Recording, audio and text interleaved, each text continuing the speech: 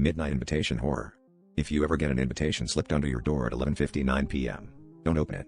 I did, and now I'm not sure if I'll ever see myself the same way again. My neighbor, Mr. Fallow, always kept to himself, but his midnight garden party was the talk of the building. Curiosity gnawed at me until I finally decided to go, thinking it would be just another odd neighborhood event. But the second I stepped through his ornate iron gate, something felt wrong, like the air was waiting for a cue. The garden was lit by hundreds of flickering candles, casting shadows that shivered along the hedges.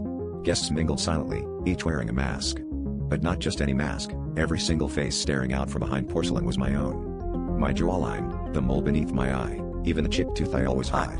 I tried to laugh it off, assuming it was some elaborate prank, but no one else seemed to find it funny. They glided across the grass, watching me with my own eyes, their movements just slightly out of sync, like a room full of broken reflections. Mr. Fallow approached, lifting his own mask, my face again, but twisted into a smile I never wear. He handed me a mask and whispered, "Put it on, and you'll finally belong." The other guests crowded closer, their masks tilting in silent demand. My hands shook as I held cold porcelain, noticing that beneath their sleeves, each person's hands bore the same scars mine, a thin line from a childhood accident. My heart pounded as I realized, these weren't masks copied from a picture. They were copied for me. I tried to run, but my feet wouldn't move.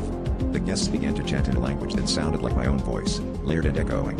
As they pressed in, I realized the truth. I hadn't been invited to a party, I'd been summoned to join them. The last thing I remember is the mask sealing over my face, suffocatingly tight, while my own voice whispered, "Welcome home." Now, every midnight, I wait in Mr. Fallow's garden, wearing my own face, hoping the next guest might look a little more like him.